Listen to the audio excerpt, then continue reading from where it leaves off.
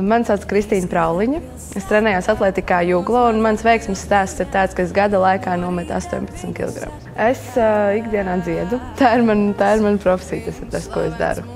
Notikumu kopums, es domāju, dzīvē jau vispār es bieži biju domājis par to, ka vajadzētu kaut ko sākt. Es jau gadu pirms es sāku nākt regulāri uz zāli, es atceros, ka es mēģināju vienreiz pirms tam. Es kaut kādu mēnesi izturēju, man likās, tas nav priekš manis, nē. Tad es mēģināju kaut ko skriet tur vien pat, jo man likās, man nepatīk, ka tie cilvēki visi apkārt, tas nav manējais. Un kaut kā vienā brīdī uz mani nostādāja, laikam, visi tie kaut kādi tie motivējošie video vai kas, es viņus neskatos, bet es ritīgi saprotu to ideju tagad, ka nav nekas vairāk kā tikai tagadne.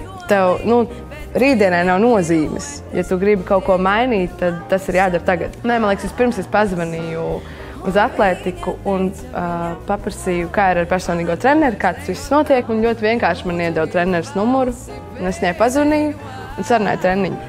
Un vispār neko es par to nezinu, un nav liela izpratne par zāli vai kas notiek, un kāds tieši tas treniņš un tā tālāk, bet es vienkārši sarunāju viņu, un uz viņu jāatnāk.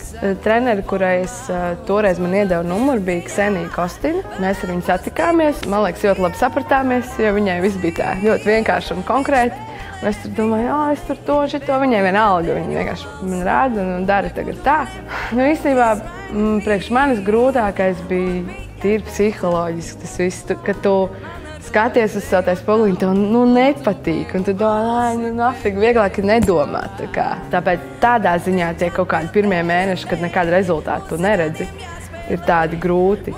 Bet man labi bija tas, ka es baigo kaifu noķēru. Tajā lietā man ļoti, ļoti patīk treniņš kā tāds.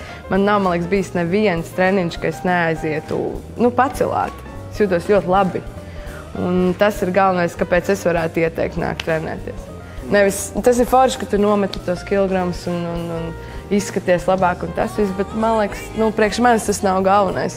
Pirmkārt, tu jūties šeit daudz labāk, ka tu dzīvo tīri un pareizi un labi, un tu vari brīvāk elpot un kaut kā skaidrāk redzēt lietas. Visur tas palīdz dzīvē, vienalga, ko tu dari. Zini, kā interesanti, man nebija nekad tāds viens konkrēts mērķis. Es nedomāju, ka tajā datumā es svēršu tik un tik vai kaut kā tā. Man pa lielam tas mērķis bija mainīt dzīves stilu. Un tas jau īsti nekad nebeidzas. Man nav tagad tāds, ka es esmu sasniegusi kaut kādu to savu gala punktu. Galīgi nē. Es vienkārši daru to, man ļoti patīk. Man ir ar visu tā dzīvē. Es daru to, kas man sagādā prieku un kas man liekas vērtīgs. Un līdz ar to tas ir tas skaistākais, ka tu atredzi kaut kādu sirdslietu, ko es ļoti izbaudu. Es domāju, ka pirmkārt mainās tas, kā tu pats sevi uztver un kā tu sev pasniedz. Daudz lielāka pārliecība par lietām, ko tu dari. Jo, protams, ka tas visiem skaidrs, ka uz skatuves imidžam ir ļoti liela nozīme.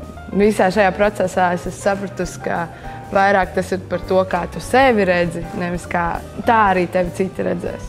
Es īstenībā novēlu mazāk domāt, jo es esmu pat pa dzīvi tāds ritīgais domātājs, un es 7 reizes nomērīšu, un tad varbūt nogriezīšu, bet tas tā nestrādā ar šīm lietām. Vajag vienkārši šodien spērt to mazo solīti, un nevajag sev uzreiz solīt kaut kādus kalnus, un tur, man liekas, uzstādīt mērķus, kas tev varbūt liekas neiespējami. Tas kā kuram, bet man liekas, vajag vienkārši sākt ar kaut ko maziņu. Muzikanti jāspēlē, muzikanti nekad nedejo.